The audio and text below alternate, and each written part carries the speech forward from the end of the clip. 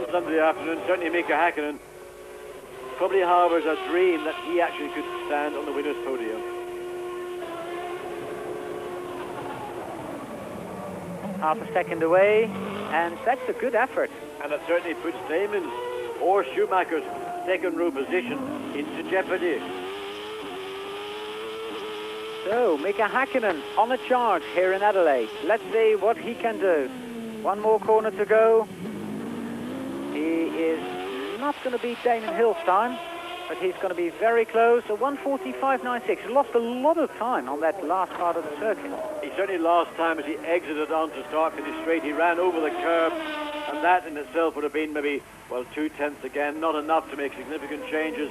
Great shame, because up until that second intermediate point, Mika was within half a second of team leader Ayrton Senna, who in fact is also on the circuit on his second set of tyres. There we see him.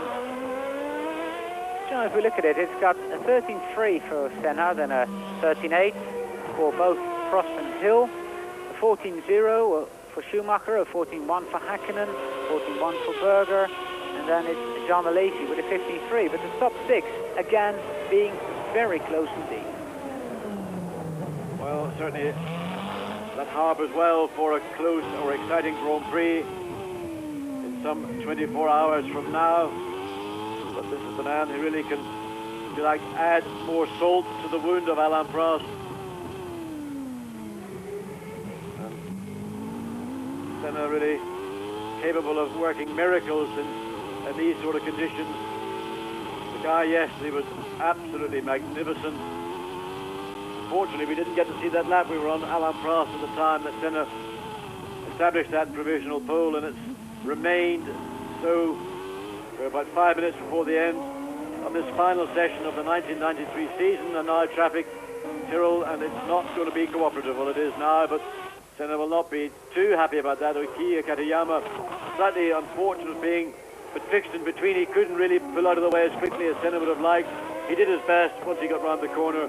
Again, momentum gone, and Senna basically, I think, just going through the motions of a lap, and will seek out yet another clear lap. Senna down Brabham Straight. So we see 1.3, nearly 1.4 seconds behind his own personal best. And while Michael Schumacher is improving his time, he's not improving his time over yesterday, and Ayrton Senna right in the curbs. More improvements from Eddie Irvine, although not in position, only in time. A 1:17.341, still 19th. And another improvement from Derek Warwick, who's now done a 16.919 and is in 17th position. I think we can say well done, Derek. I mean, that's a good effort for a man who's only had one day at the circuit. Well, Derek Warwick has never been short of guts in his motoring and motor racing career. And if he had to drag the bed, the nurse, the doctor with him, he would have had them in the pit lane, but he would have been in the car, as he is, in fact. And from experience, I know, and Derek likewise, the best thing you can do when you've got a flu is get rid of all those drugs that you've been given, get into the car, have a really good, solid 1 hour of sweat. I bet you a pound to a penny, Derek Warwick feels a lot better when this session is finished. Senna was 0.6 of a second slower than his personal best of yesterday, good enough for pole position, and now 0.8 of a second slower.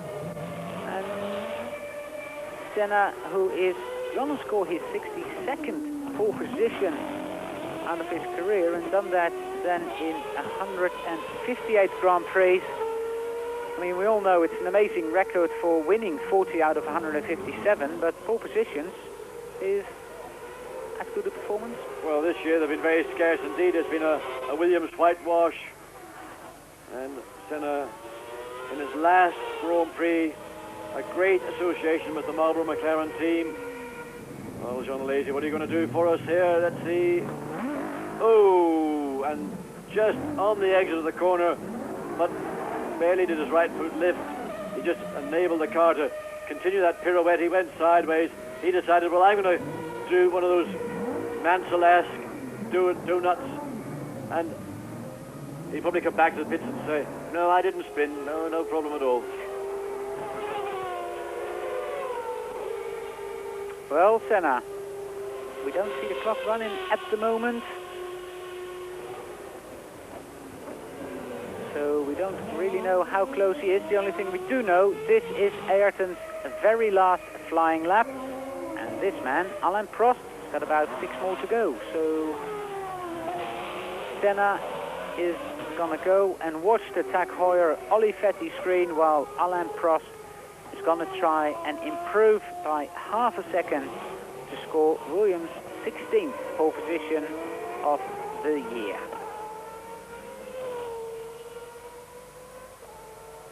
Well, Alain Prost is a great fan of Adelaide. He won his second championship here in 1986, and he got out of the car and jumped for joy. And I'm quite certain that that was the case in qualifying this afternoon. He'll be equally joyous after 13 in fact years of a Grand Prix racing career.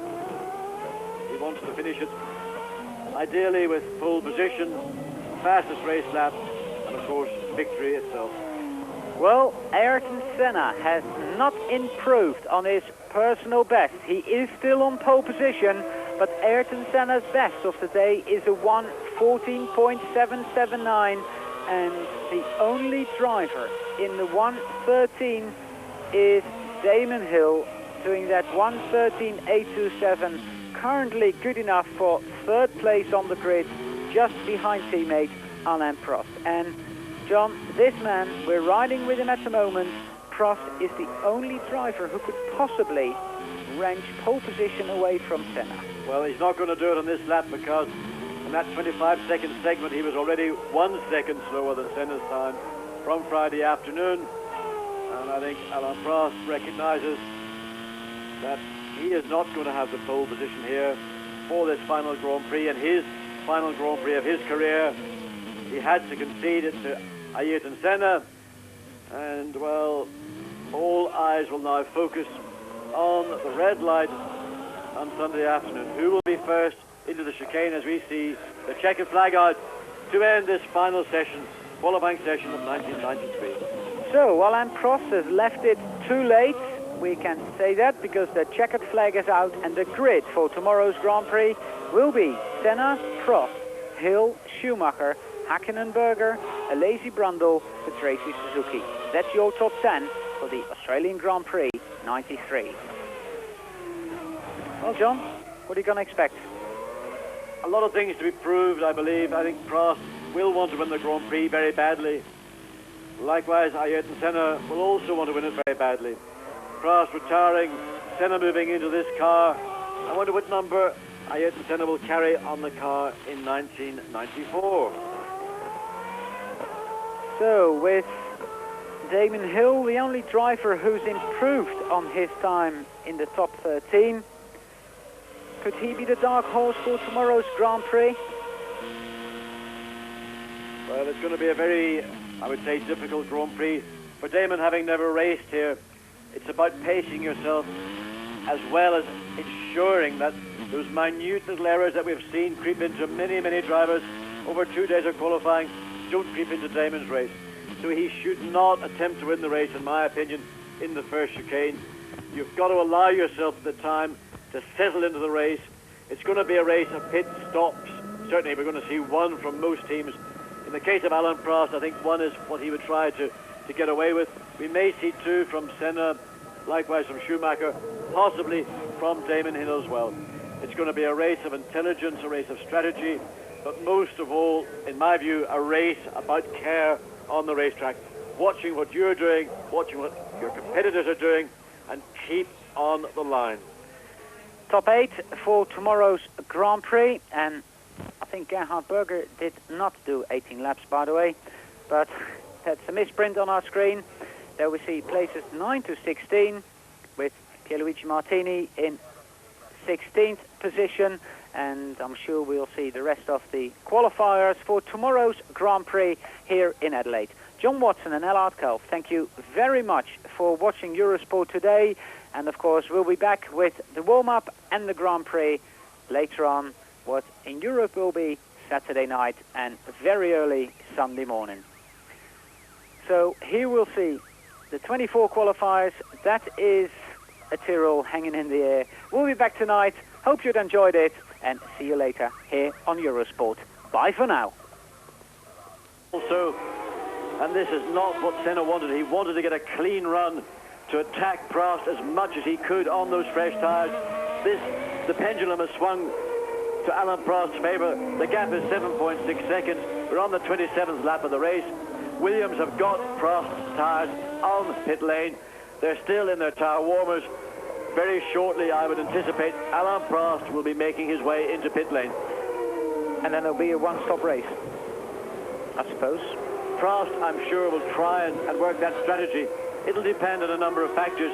He will try and read it really lap by lap, but if anybody is capable of going through from lap 28 to 30, let's say, all the way for a further 49 laps, Alain Prost, your man. Alain Prost having a lot of understeer there, going through that right-hander, and, well, the man is very precise indeed, but he might have to come in very soon to change his tyres. They might have just lost grip. Although Ayrton Senna is only 1/10 of a second faster so far. Well, I think what Prost is doing really is not allowing himself to get drawn too closely to Patrese on the parts of the track where overtaking isn't possible anyway. And he's going to try and create the slingshot effect to pick up the draft from Patrese's car and get past on a part of the circuit where passing is easier. He's not quite close enough to do it. Well, that's the one point of the circuit I think Prost anticipated he could overtake Patrese. Patrese traditionally doesn't, let's say, acquiesce quite as much as other drivers might do. He felt that he was sufficiently far in front of Alain Prost at the end of the straight. Prost now will, I suspect, wait until he gets all the way back onto Jones Straight, unless Riccardo Patrese says, oh, sorry, Alain, look, I'm going to give you room to slide through. An 18.8 was the lap time for Alain Prost, and for Ayrton Senna. Whoa, where's Senna gone? Ayrton Senna has passed, 7 seconds the gap, half a second quicker again. So, Prost and Senna, they are battling for the lead. There's 7 seconds between them. And when is Prost going to make his tyre stop? You'll find out after the break here on Eurosport. Left rear, he came in very slow indeed, and that's a sad sign. Also, John, while we were in the commercial break, Alain Prost had his pit stop, and it wasn't a very good one. He's lost the lead to Ayrton Senna, and there is now a gap between Senna and Prost of 14.7 seconds.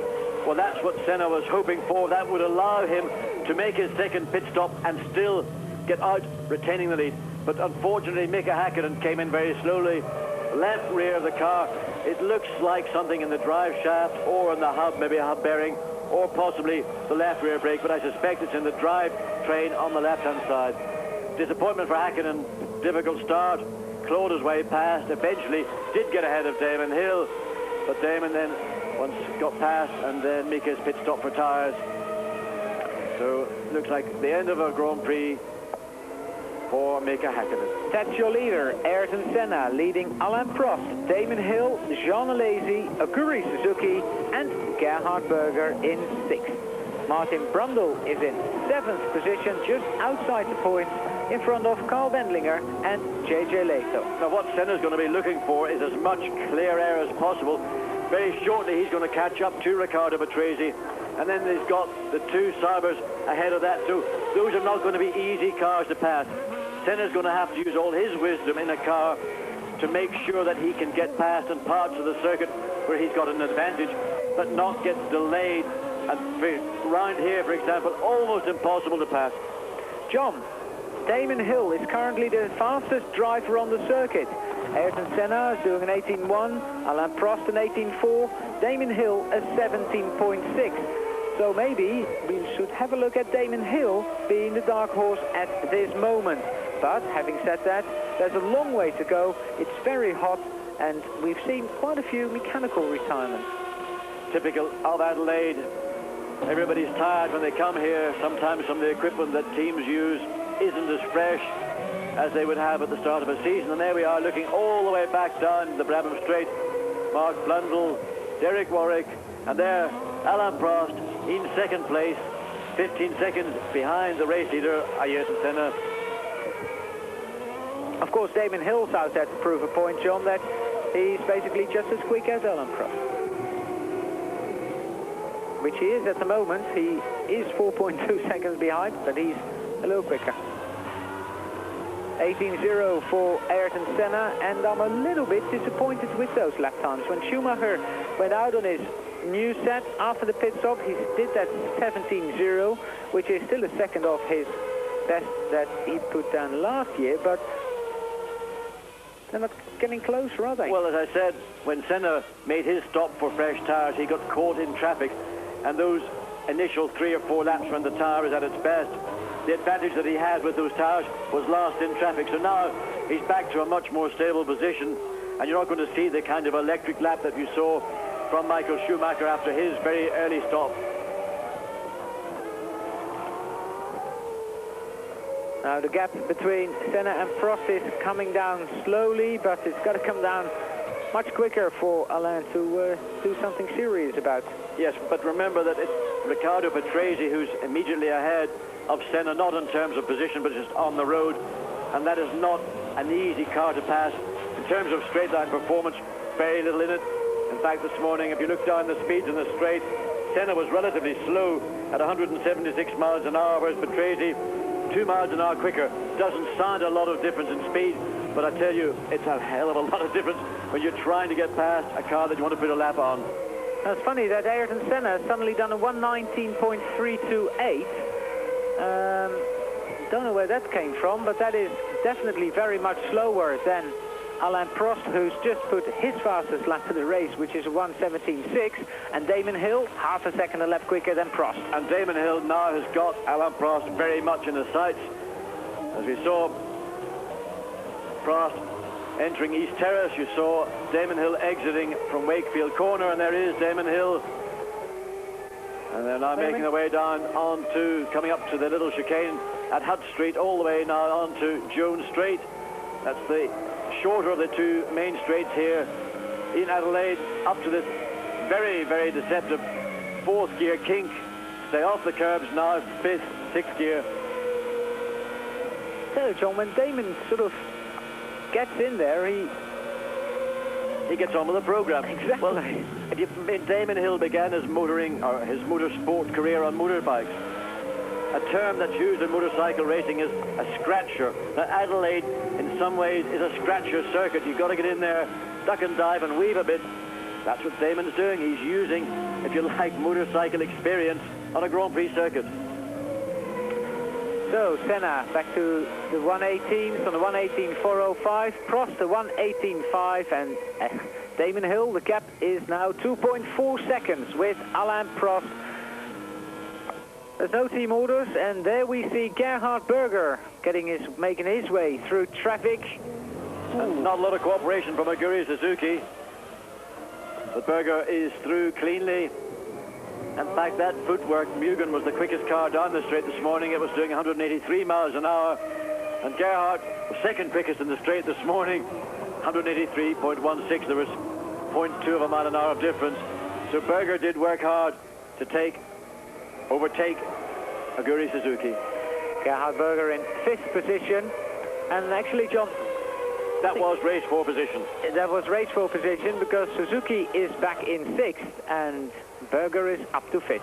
All's explained. You can understand why Aguri Suzuki defended as hard as he thought, as fairly as he thought, but Gerhard Berger at times is irrepressible, and he just sneaked through. 17 cars still running in this Grand Prix, and Ayrton Senna leads it by how many seconds? That's the question. Well, 13.1. Damon not closing very much on this lap. He is now behind Derek Warwick, who is a lap down, and will Derek let Damon go? Damon showing he's there, and he wants to get past that footwork as quick as he can, because he doesn't want the momentum to stop. Well, all through these rights and lefts, this is where you will lose time. You can see Alain Prost just disappearing in front of him, and I think Damon's going to have to wait until they come on to Jones Straight. Oh, and a bit of a wobble from Warwick. Now Warwick will see clearly the blue nose of Damon Hill's Williams. You may well know from the helmet in his mirrors that it is Damon Hill. And now all the way down the straight. Again, the speed of the Mugen engine, very impressive indeed. Damon's having to work hard to put a lap on Derek Warwick. But Derek sort of lifted off when Damon was alongside. Very good. That's intelligent race driving. He didn't lose any time in that. He maybe backed off a second at most before he would normally do. And that allowed Damon Hill to ease his way down and allowed Damon also to get back onto line reasonably well and not have to go over the marbles and all the shredded rubber that is down in that hairpin bend and continue his progress and his attack on Alain Prost. Ayrton Senna, well, everybody's caught in traffic now. Senna back to doing 119s. Alain Prost behind Mark Blundell, and Damon Hill lost half a second over Alain Prost, being caught behind Derek Warwick. But now maybe Damon can get that back on this lap. But Senna's got a problem. He's got JJ Leto and Carl Wendlinger ahead. And again, the same problem is top speed. McLaren have gone for a race setup which is not optimizing on top speed. It's trying to capitalize on pole position, and that means they've got a little bit more downforce with their car this afternoon than maybe they would have run had they not been in pole position. Well done, JJ. You saw him. You raised your hand. You haven't lost position. You probably lost nothing.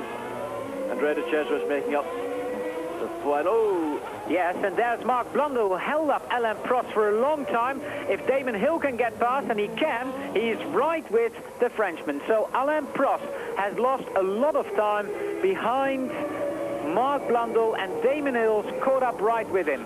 Now, John, also the crucial time difference that's got to be between Alain Prost and Ayrton Senna is, let's say, roughly 11 seconds. And, well, Prost had it down to 11.9.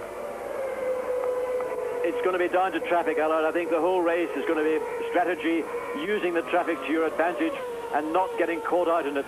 You want to be sure that when you see a car ahead of you that you're about to lap, that you don't get caught in this part of the circuit. You want to try and judge your pace against that of the car ahead of you, but ensure that on the parts of the circuit where you have advantage, where you've got the potential to overtake, you're in position to do so. Now we're watching Alain Prost and Damon Hill. Damon currently has been running quicker by over half a second on his teammate. A waved yellow flag, cars off to the right, and here we have a look again and we see probably what that situation is. Oh, that's Gounod spinning off. And that was a little heart-stopping moment, because the last thing you want to have in front of you as you're involved in a battle with your own teammate is that going on. So Senna has got 13.2 seconds. We're on lap 38. Oh, we've just finished lap 38 out of 79. So, did I say right? There's still 40 laps to go. We're not even halfway yet. 11.2 seconds. The gap has reduced. Damon Hill, you can see it's 0.9 of a second, but in reality, it's nothing. Now, the danger, I think, for the Williams team is I don't think they want to have a battle between their two drivers. They want Prost to get as close as he can to Senna. They don't want to see Prost become embroiled in the battle with Damon Hill, and then the focus be taken away from Senna's lead and develop on these two cars. So I suspect that there may be communication via radio to Damon Hill that he is not to put pressure on Prost and not to distract Prost from his mission, which is to reduce Senna's lead.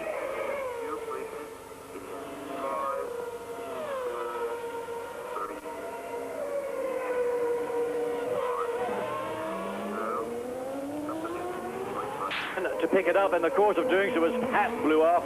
He ran all the way across the track. He then had to wait for another gap to run all the way back to pick up the offending part, as well as his hat. And I hate to see people on a racetrack during a Grand Prix. Well, other than driving a car, you mean? I think that's the case. Now, what I'm a little bit concerned about is who is going to be first to make the stop for their second set of tires, Senna or Prost. I would like to see Senna make it first, because that will then, in my view, give him the final advantage for this final part of the Grand Prix.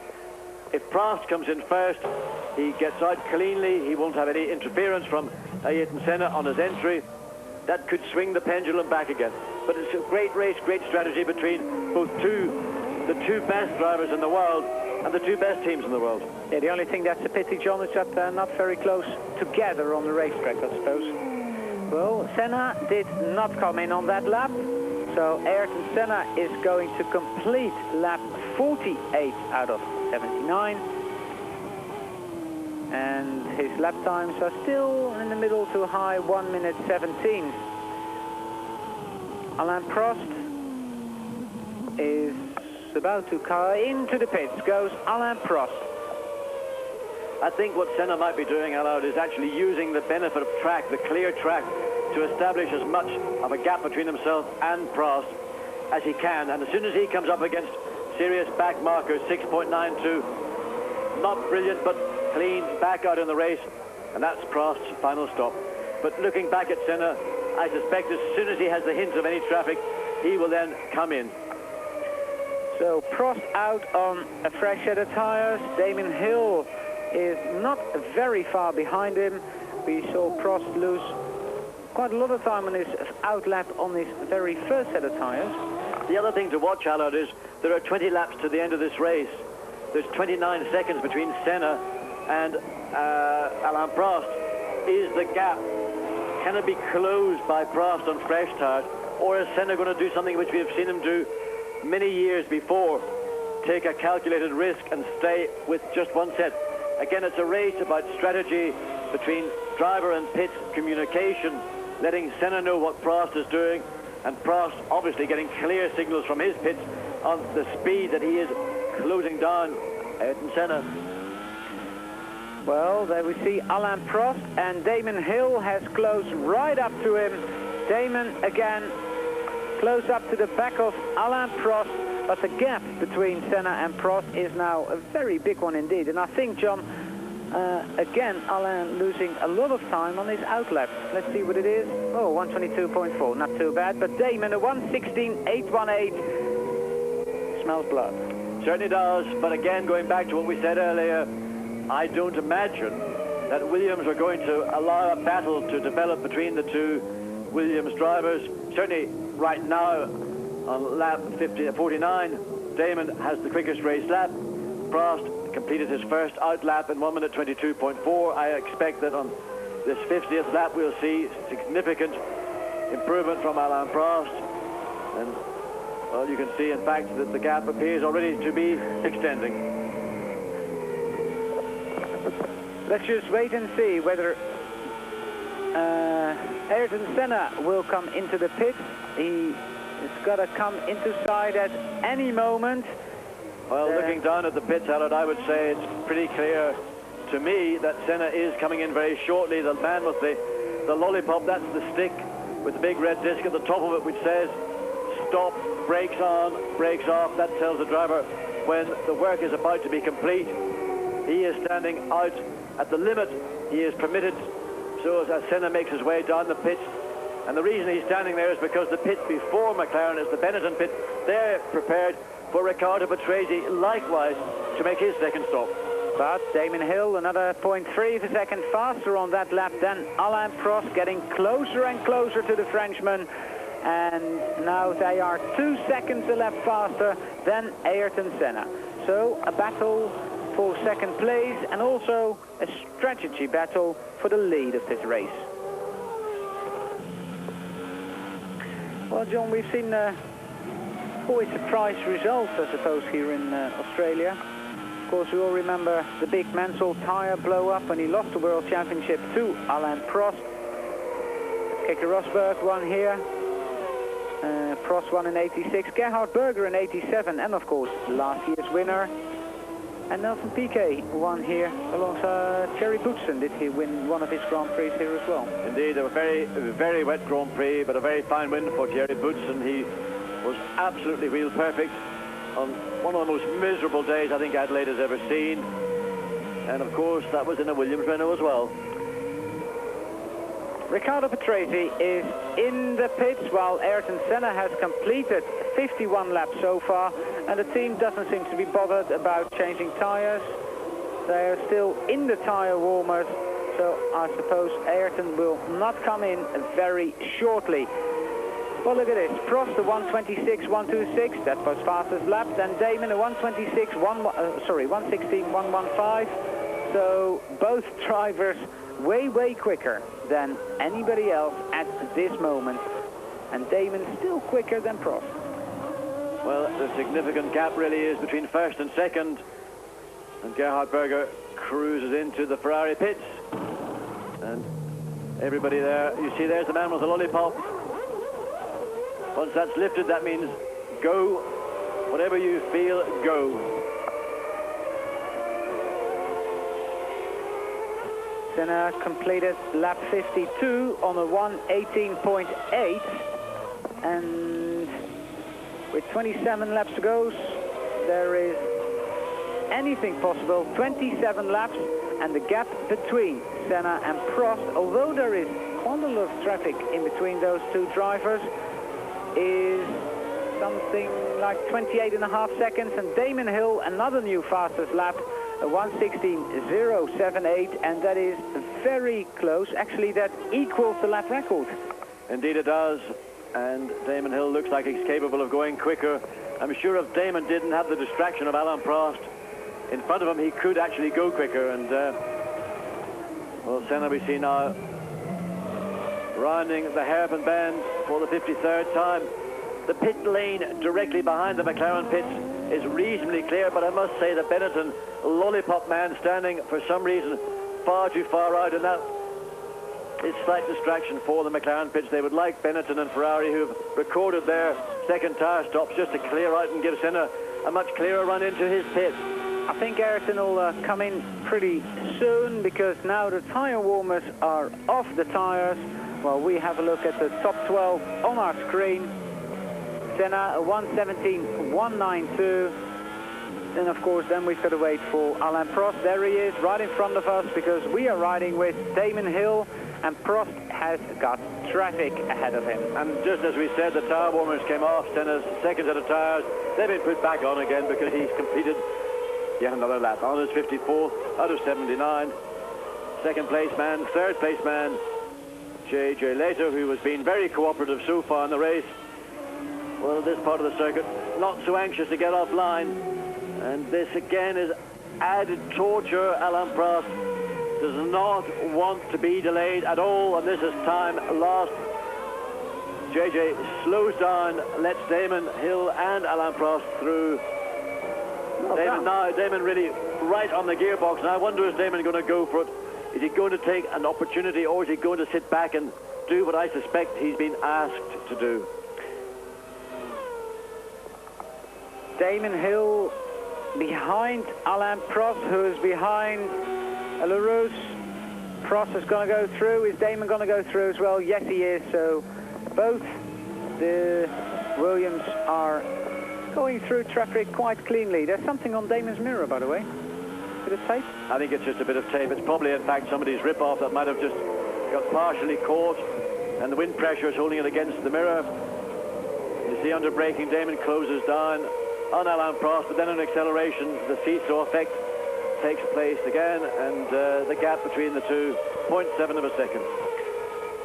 And the gap between Senna and Prost is 29.2 seconds, so I think Ayrton is safe in making a pit stop. I also think Damon Hill is gonna go and try and wrench second place away from Alain Prost fairly soon, unless Prost again extends his lead again.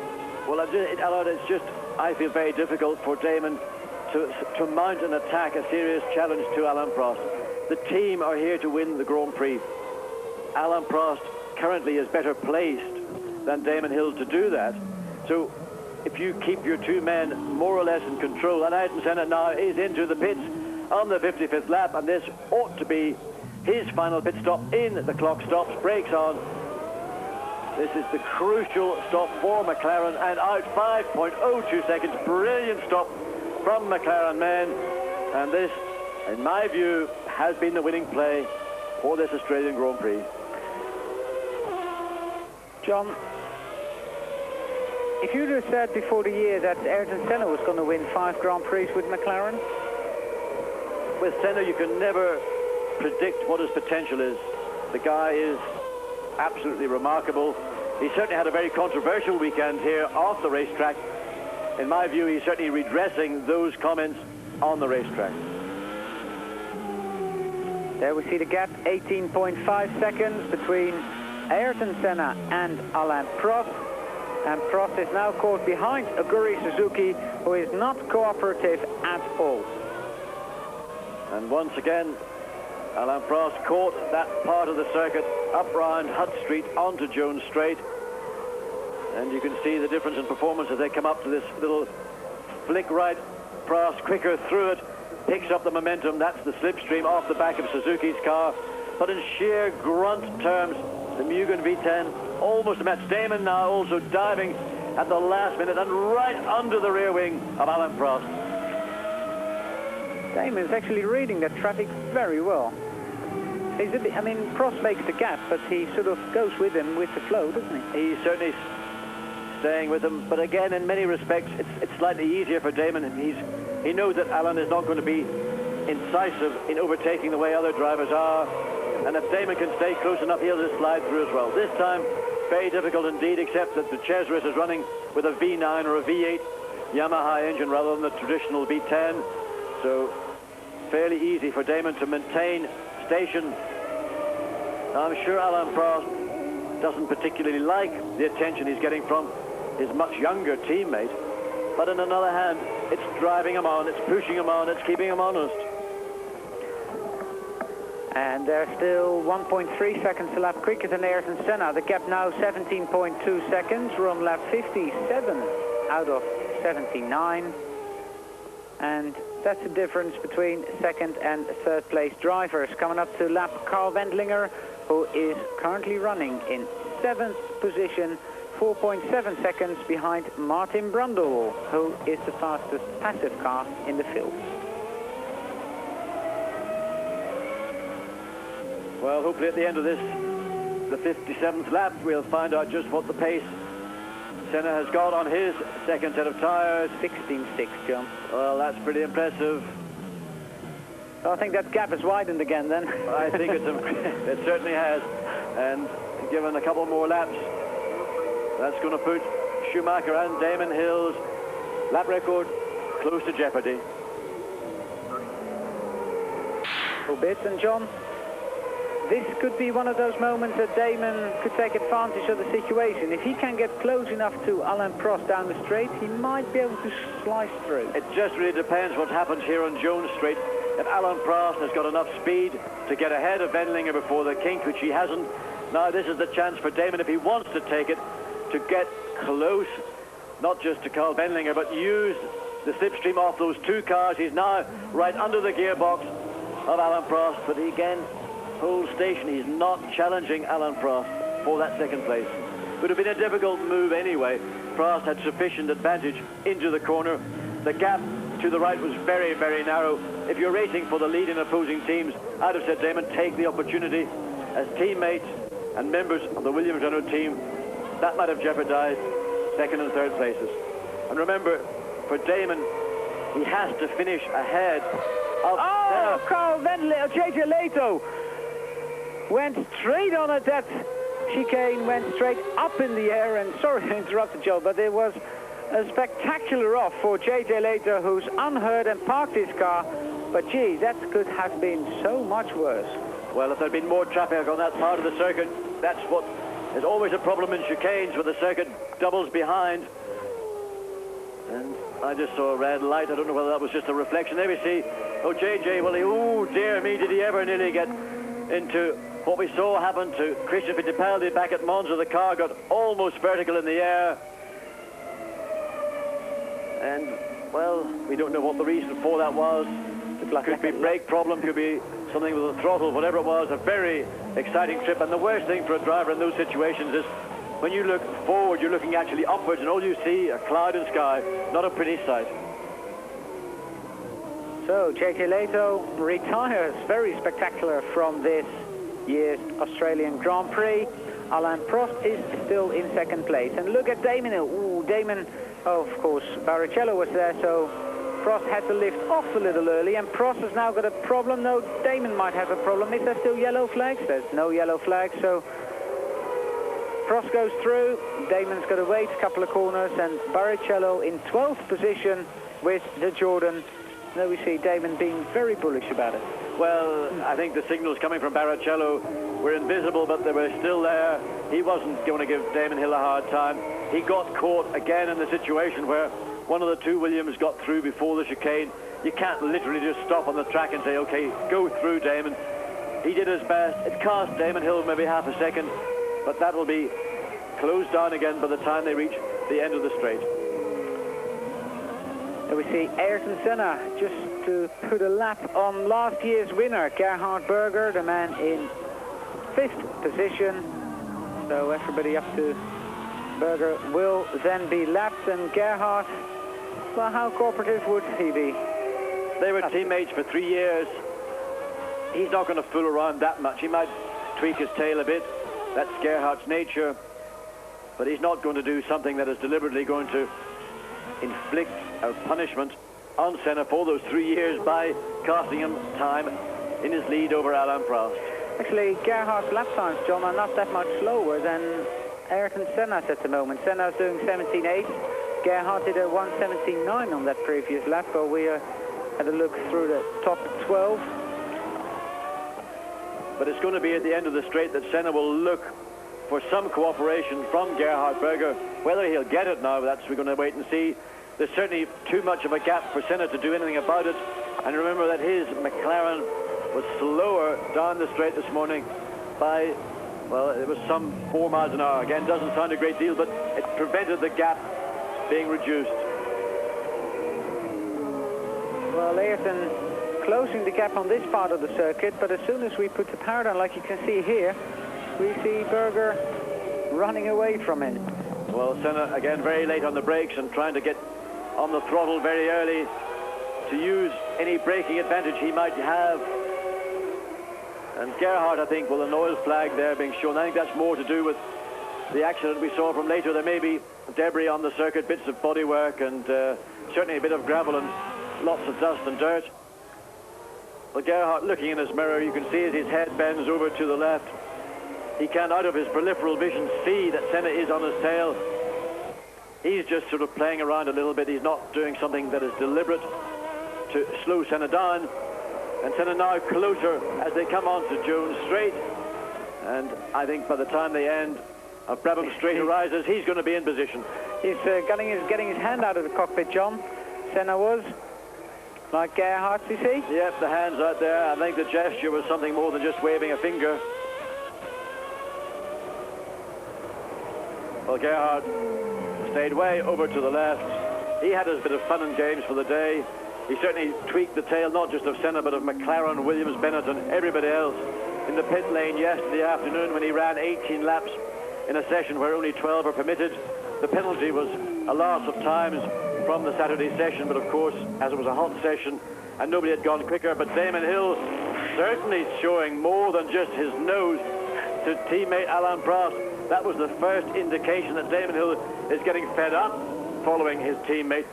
Maybe Damon thinks he might have a chance not just of winning this Grand Prix, but confirming his place second in the 1993 World Championship for drivers. Well, if it stays the same, he's not going to get that, and also he's got to finish basically ahead of Ayrton to secure that. Damon running over the curves there, going into that chicane with 17 laps to go in this Australian Grand Prix.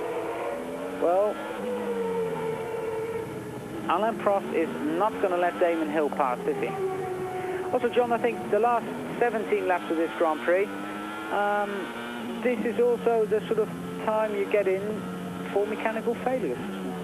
It's at this point of the race, everything is fatigued, particularly things like brakes. They get very, very hot indeed. There's a lot of heavy braking here. Certainly in many cars carried more brake cooling, particularly to the rear of the cars, than we might see in other circuits. But I just wonder now, looking at what's going on here, Ayrton Senna leading the race. He's got a comfortable 20-second lead. He has got second place in the championship at this point under control. Do you think that Williams, for example, might decide that, well, Prost really has done the best he's going to do? Should we allow Damon the opportunity to see if by being allowed to take second place from Prost, he has the possibility to hunt down Senna and try and win this Grand Prix. It's a strategy I'm sure the Williams team have thought about. I'm sure it's one that the McLaren team have thought about. They right now, I suspect, are delighted that Alain Prost is running in second place. And just had a new fastest lap, which is then being battered by Damon Hill, a 1:15.966 and a 1:15.914. So that's a new lap record for Damon. And I think Damon is showing that he's just as quick as Prost under these circumstances here today, and I think that he's a worthy driver for the Williams team for 1994 alongside Ayrton Senna. I think it's going to be a very strong team indeed, and with Senna moving over to Williams, the assumption is that he is going to be very dominant. He tends to be so wherever he is. But the change within Damon Hill from South Africa some 16 Grand Prix ago to here in Adelaide has been extremely good indeed. There we see Senna crossing the line for the 64th time, a 16.6, and he is now the tail of both LaRousse, Lamborghinis, and well, he wants some cooperation from those two. 15.4 and 15.3. We see exactly the same. Alain Prost better in Damon Hill's time to a 1:15.454, and then Damon Hill immediately 0.8 of a second behind, but it's a 1:15.381. What might be a bit more important is that they're over a second faster than Ayrton Senna, who now is being held up by the LaRousse of, well, I don't know who's LaRousse that is, Comas, Suzuki, sorry. Well, this is the last time we're going to see the Chrysler V12 engines. It appears that after negotiations with McLaren that were broken, that options for Chrysler and Formula One were not available, and it's a great shame, because certainly when McLaren did do testing at a number of circuits with that engine, it did perform very, very well indeed, and particularly it was in a mule car. It wasn't even in a car specifically designed around it. But in the meantime, the gap now, well, it was 18 seconds. We wait to see what it is. I suspect it's down closer to 15.5 or 16 seconds. The combination of the speed of the two Williams plus the traffic that Senna got trapped in. 15.6 seconds. Derek Warwick there in battle with Mark Blundell. Warwick offline, left, right and centre. And don't follow Andrea de Cesaris, please. Let us see what happens behind that, where Derek Warwick and Mark Blundell are in a really good fight. Well, they were squabbling hand over fist. And Derek Warwick, the man who was in the sickbed all day Friday, he came here Saturday, had only one day of running and qualification. He then had a very, very disrupted night on Saturday night, up most of the evening being unwell, and driving yet again with the guts and commitment, which has been the hallmark, really, of his Grand Prix career. Exactly, the man is very strong and committed. And is this going to be Derek Warwick's last Grand Prix? That's what the big question is. I mean, so for a lot of drivers, of course, because there's not very many people who've got a definite place yet. Now problems again. 3 cars ahead for Senna. Oh, and Mark Blundell well over the curbs. Well, he has to say, Senna will say, thanks, Mark, a bunch. That's made my life an awful lot easier. I didn't lose time getting past you. Don't be so generous to the two Williams. All powered by the same engine, incidentally. So, Senna is now behind Derek Warwick, and the gap is down to 14.1 seconds, and that is Senna leading Prost, of course. Been very cooperative all through this race, but now he's got a... Oh, that is very nice, Derek. Yes, it was. That was a gesture, and a very fine gesture, a gentlemanly one from Derek Warwick. He could have slid underneath de Cesaris, who's got an engine lacking a number of cylinders, and now Senna very, very cautious indeed. Oh, and understandably so, the unpredictability of de Cesaris. It looked, to all intents and purposes, that he was going to allow Senna to go through the inside. At the last minute, he just shut the door. Senna anticipated it. He was off the throttle. Those are moments late in a Grand Prix. You think everything's done and dusted. Well, that could have seen the race leader done and dusted as well. 11 seconds is the gap between Senna and Prost. It's coming down rapidly now. 2.5 seconds again. And there's Warwick stuck behind the Cesaris now. The Cesaris, I'm not sure whether the engine's actually running on 9 cylinders or whether it's an exhaust that's gone. It probably is an exhaust pipe. When an exhaust breaks, the primary pipe breaks up at the cylinder head and it just sounds awful. Engine loses power, but the actual exhaust note makes it sound like it's something more serious. But this is the traffic that Alain Prost and Damon Hill are going to be confronted with within the next 12 or so seconds. In fact, you can see they're just about to come onto the straight in tandem, Prost and Damon Hill. And all this battling going on, Gerhard Berger, Derek Warwick, the Cesaris whose laps down, Mark Blundell and Damon Hill showing, oh no, Damon, what have you done? Damon Hill has spun. Damon he didn't know whether to commit himself totally and go forward or whether to back off. It was caught between the devil and the deep blue sea. Now he's got problems both not selecting gears but also making sure he doesn't get caught by traffic. He went in, he was on the brakes as he turned in. The back end, of course, unloaded, no power, the pendulum effect. Let's watch it again. He's had to hit the brakes really hard to avoid making contact to Alain Prost.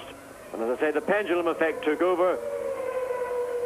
Disappointment, frustration, anger, everything from Damon Hill. Still in third place, but now 21 seconds behind Alain Prost. Well, and he's got a clear road, so let's see whether Damon can actually run very much faster. He's now 37 seconds behind Ayrton Senna, so I don't think that is going to be an option for Damon. But for the first time in 12 laps, Ayrton Senna has increased the lead over Alain Prost. Well, that's what this Prost maneuver overshot the corner. He did overshoot it slightly, but again he just came across. Damon didn't have a lot of room, and again, by turning into the corner off the throttle, he really ought to have been on the power at that point. The way to the rear of the car, once that momentum begins, it just continues. The tyre loses adhesion, and the days when you could control the slide like that really disappeared with active ride cars and these flat-bottomed aerodynamic packages. So Damon Hill a long way behind, and Prost losing more time to Ayrton Senna, who is well on his way to his 41st Grand Prix victory and his 5th of the 1992 Grand Prix season. And don't know, where do we see? That means that it's going to be victory number 104 for McLaren, and they're the winningest team in Formula 1 then. Well, that was one of the greatest secrets that we had kept from Eurosport listeners. In fact, that in Japan, Ferrari and McLaren equaled in terms of Grand Prix victories since the World Championship was introduced in the late 40s, and an outstanding achievement for the McLaren team. And if they go on and establish a new record, will Ron Dennis become the latter-day Enzo Ferrari? Will he become, in effect, a legend in his own lifetime?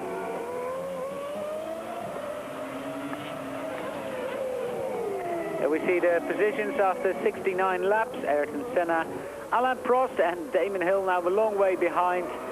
Senna, fastest lap for him each lap in this race, and the gap now back up to 15.7 seconds. There we see the position 7 to 12, and the battle in the background is that for 10th position between Derek Warwick and Mark Blundell.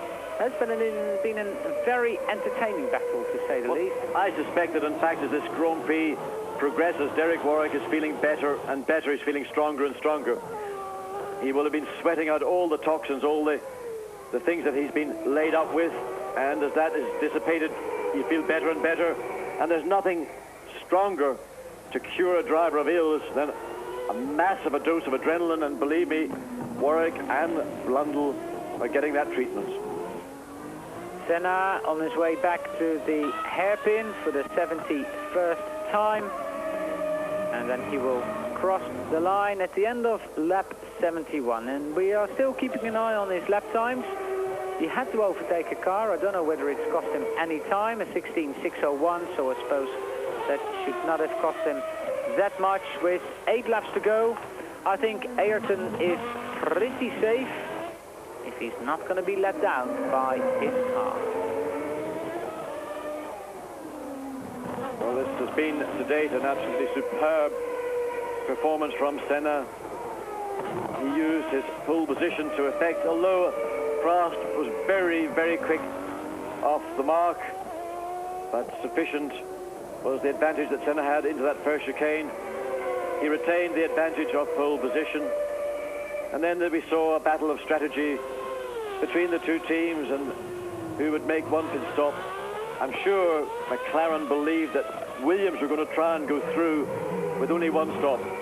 What Williams thought McLaren were going to do, well, we have to wait and see.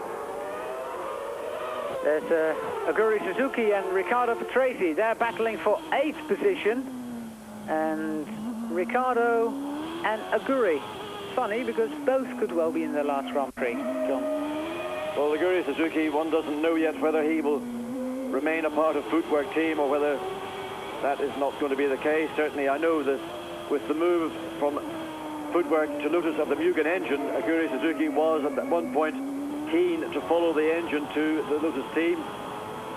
But Lotus have made it clear that they are retaining Johnny Herbert and have signed Pedro Lamy for the 94 season, so no options with Honda Mugen at Lotus for Aguri Suzuki. Riccardo Patrese again, his future's uncertain. His name has been mentioned in connection with touring car racing in Germany and Great Britain with Alfa Romeo. I have to say, if I was a current Grand Prix driver, as good and entertaining as touring car racing is, wouldn't be for me at this particular point.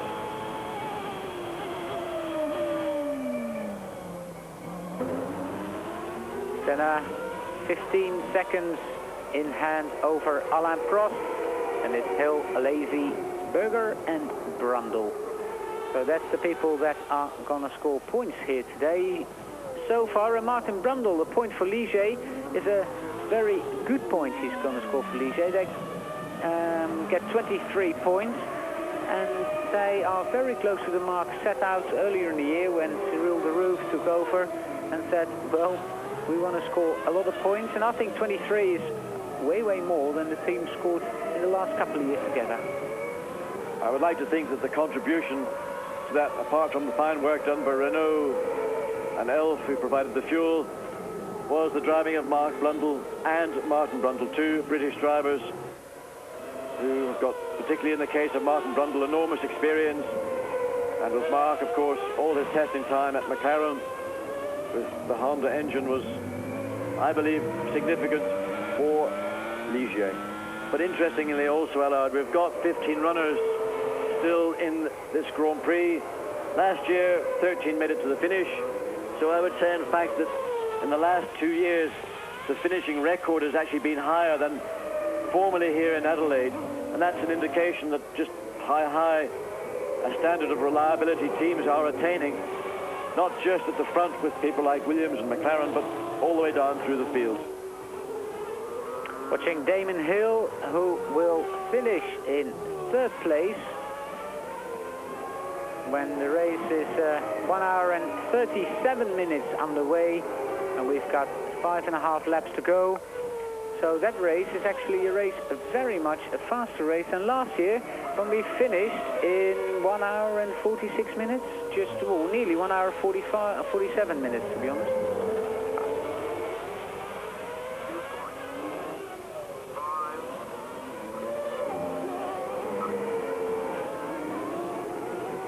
Full Grand Prix season, I suppose, in 3rd place, which is not bad at all.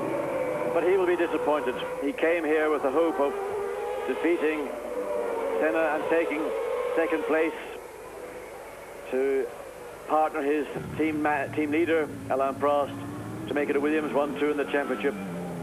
But it has been a fine season, fine debut season in reality for Damon Hill, and of course now in 1994, all that experience of every Grand Prix circuit can be used. And the emergence of Damon Hill as a man in his own right, as a Grand Prix driver in his own right, has become very clear since around the Canadian and French Grand Prix. And the challenge, the pressure that he applied to Alain Prost here was fairly intense. I'm sure Prost did not enjoy it very much. He much preferred, in my view, to have not had that attention all around him from his own teammate, and really just to focus ahead of him and try and reduce the gap that he had to race leader Senna. Senna and Prost running near identical lap times at the moment, and we're on lap 76 out of 79, so there's 3.5 laps to go in this Grand Prix, and Wendlinger doing exactly the same as teammate JJ Lehto did earlier in the race, going straight on at the first chicane. Well, I wonder if both cars got the same problem. It looks like it could have been a braking problem. Certainly Wendlinger much later in the race, unfortunately not as extreme as his teammate JJ Lehto was. And well, I've said before, brakes do get punished here. This is Sauber's first visit to Australia, and nothing beats experience when it comes to Grand Prix racing. Exactly. That moves Mark Blundell up to 9th position, Derek Warwick up to 10th, and Rubens Barrichello up to 11th. But Senna still leading. We're at the end of lap 76, and he's now got Jean Alesi in his sights with 3 laps to go.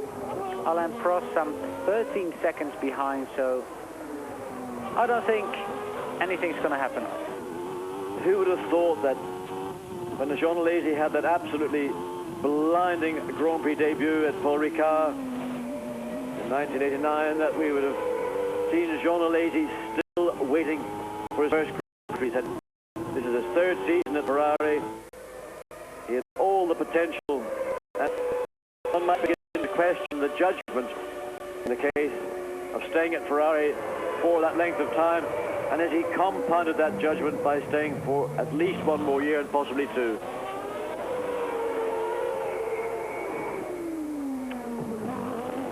Ayrton Senna nearly completed lap 77 here, past Jean Alesi, fairly easy. And although, I must say, John, talking about Alesi and Ferrari, they are making progress. Indeed they are, but, you know, 3 years of a driver's life is 3 years. Alesi, had he been at McLaren or Williams, as he could have been certainly for 1991, could have been world champion, could have won 12, 15 or more Grand Prix.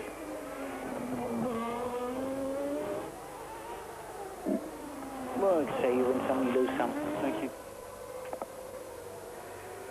So, Ayrton Senna, he's won 40 until this race.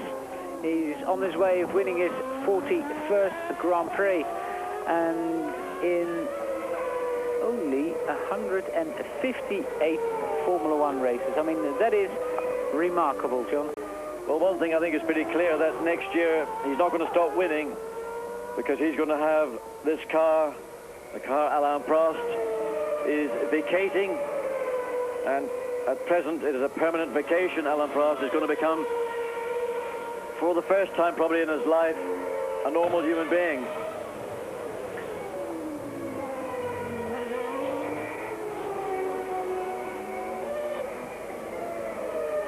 Well, Toshio Suzuki is in 13th position, 15th position, but still going round, and he's done more laps than I think he would have thought he would.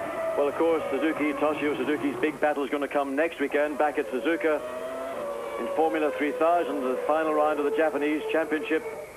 And another man that's going to be there will be Eddie Irvine, who is in contention for that championship. So it's back to the bread and butter of motor racing, and another battle in Suzuka.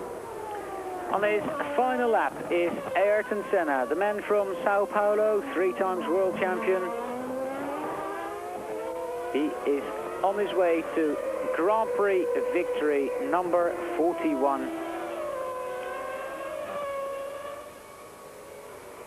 And this is the best farewell present he could give to the team, John.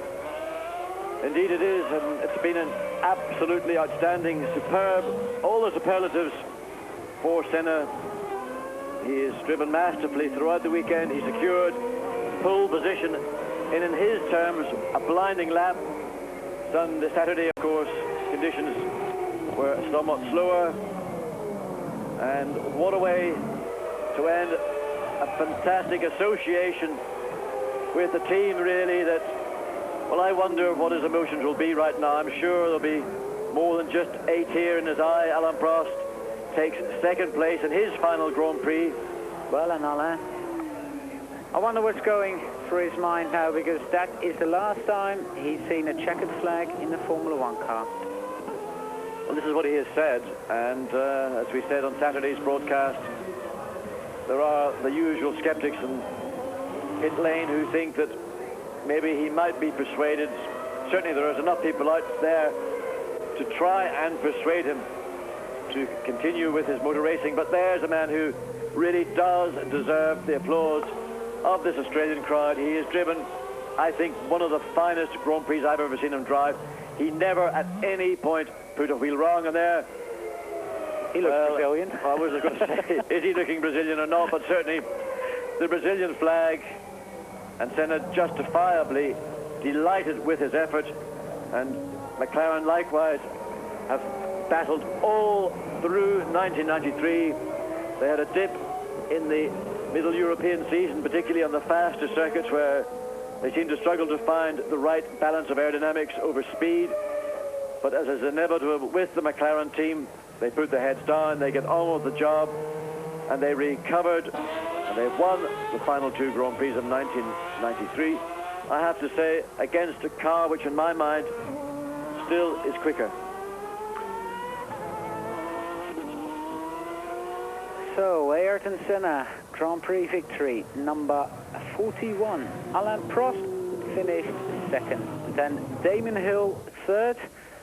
And Damon Hill finishes third in the Drivers' World Championship. And this man, Ayrton Senna, finishes second. Damon Hill did get fastest lap here. A new lap record, a 1:15.381. It's Jean Alesi in fourth, Gerhard Berger in fifth.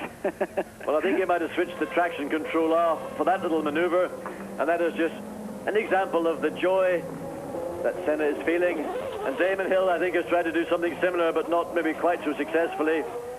And I don't know what Damon is actually attempting to do down at the end of the Brabham Straight, but I think he might have finally stalled his engine, and he's looking to be pushed back. Maybe he just isn't able to select reverse gear. He's given his sponsor some coverage there. Well, there's no better way to give them a sponsor the coverage than to win a Grand Prix. And there the crowd appreciative of a Grand Prix which maybe didn't produce action at the front, but there was always the sense that something could happen. Traffic, of course, here in Adelaide, again playing a significant part in the outcome of a race. Decisions on tyres kept very closely guarded secrets by all the teams, and Senna's joy mounting as he comes down pit lane. And well, there will be an almighty celebration tonight with Ayrton Senna, Ron Dennis, the entire McLaren team, and well, 6 years of partnership, and it has been a partnership in which at times there's been strong differences of opinion. The two toughest guys I've ever met in motor racing are Ron Dennis and Senna. It's like the difference between a rock and a hard place. And now I wonder, will there be an acknowledgement from Alain Prost to Ayrton Senna, or are they going to continue the differences they have? I wonder what he's thinking at the moment. Well, Ron Dennis, the first man to get to Senna, and there will be a genuine sadness that this partnership is over. And I wonder whether if they could put the clock back 3 months and say, well, am I doing the right thing, Ron? Do you think so? Or Ron might say to Ayrton, are you sure you've done the right thing, Ayrton? You know, you said we'll meet again next year. And Alain Prost, undoubtedly disappointed that his final Grand Prix did not end on the winner's podium, looking around the back of the car. Very lonely. Yes, he is. He is indeed. On his own, thinking about his very last Formula One race. Alain Prost, Le Professeur, and there is an emotional Ayrton Senna. Well, Damon's being pushed into the garage. I think he finally stalled that engine, actually. Yep, it looked like it down at the hairpin bend at the end of Brabham Straight. Well, it's all part of an education for Damon. He certainly indicated at three-quarter distance that he was capable of running quicker than Alain. And I just wonder maybe that, well, Ron Dennis walking over and saying well done to his former employee, a man that won 2 championships, 3 championships, in fact, for the McLaren team. 2 with the Tag Turbo and 1 with the Honda V12. And still distance between Senna and Prost as they stand in this garage. I wonder, well, Damon comes over and says, well done. And finally, well done. A small acknowledgement between these 2 great men. More than the head of life. It is. It was almost inevitable. One could not pass the other without saying, well done. And Joe Ramirez, a man who has worked throughout Senna's career at McLaren, and Joe Ramirez from Mexico, who worked years and years ago back in sports car racing with the Gulf Porsche team, and with particular Pedro Rodriguez, another Mexican, a great driver. And a bond, a very strong bond from those 2 Latin Americans. And there we see Goodyear taking the final information there, peeling away all the debris that was picked up. The engineers getting the tire temperatures such as they are. Of course, the cars and the slowing down that would have lost considerable temperature. And now all the Brazilian fans and the few Brazilians that live in Australia saluting their man, Ayrton Senna.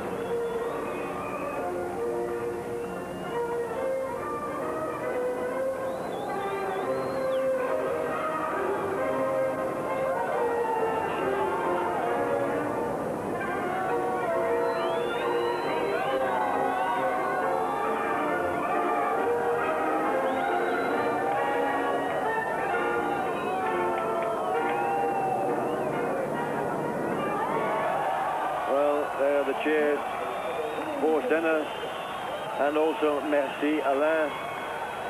The 13 fabulous years from Monsieur Prost, and well, the future for Grand Prix racing. In the 3rd place, Damon Hill, who will be partner instead of next year at Williams. And it's going to be very interesting to see Senna when he gets his first opportunity to drive for the team that beat him in this year's championship. His impressions of a very, very sophisticated piece of equipment indeed.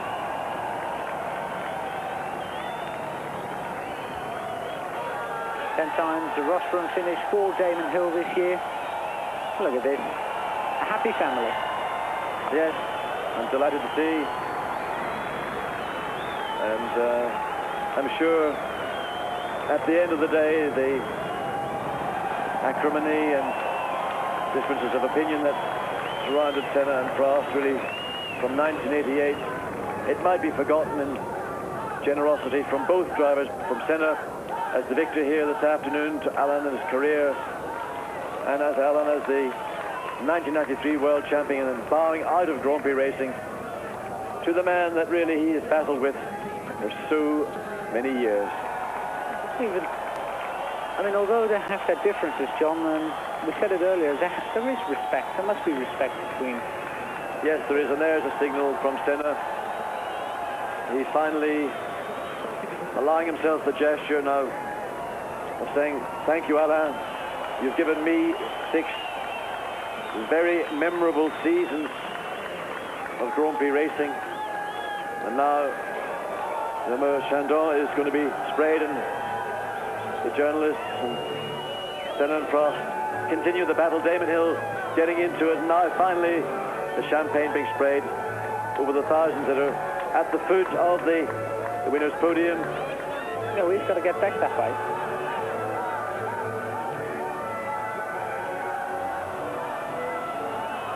And now the familiar Senna waterfall. He lifts the Imperial of Moët Chandon above his head, pours it over himself.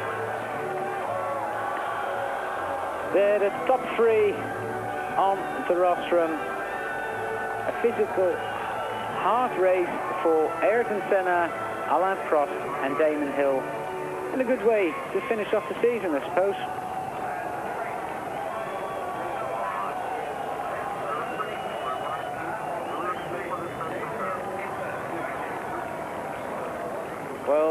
the scene here in Adelaide, people walking up the track.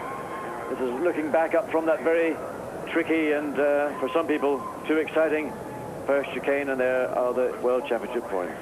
Yeah, with Ayrton Senna confirmed as second in the championship, Damon Hill third on 69 points, Michael Schumacher was fourth, Tracy fifth, and Jean Alesi in sixth place, behind world champion Alain Prost. Brundle seventh, 13 points, eighth Gerhard Berger, then Johnny Herbert ninth, and Mark Blundell turned out to be 10th. And there we see the rest of the point scorers during the 93 Formula One season, where Fabrizio Barabazza, we saw him in the Minardi earlier on in the season, he scored 2 points. Alessandro Zanardi, he didn't finish the season, scored a point. And Eddie Irvine, 1 point on his debut Grand Prix in Suzuka. There we see the teams. McLaren has got second place from Benetton. Williams, of course, the world champions. Williams, Renault, McLaren fourth, second, Benetton fourth, third. Allard, it looks like the McLaren party is going to be the one to be at this evening, because there are parties all over Adelaide tonight. I think the Tina Turner one's the one to go to. Ah, that's beforehand. That's just the appetizer before what's going to happen in Adelaide. It's traditionally the end of term. Every team has got something organised, but the most prestigious ticket is going to be in the McLaren team. There's, again, the top 6 from this Grand Prix. 3 drivers finished on the same lap, and that's the top 3. And there we see the rest of the finishers.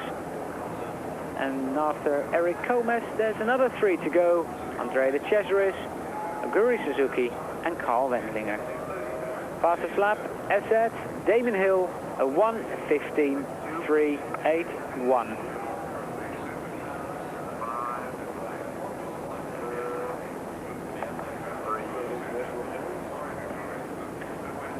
We come to the first braking area. It was Damon Hill leading the Grand Prix. Mark Blundell didn't get that far. He pushed off the straight and demolished a car.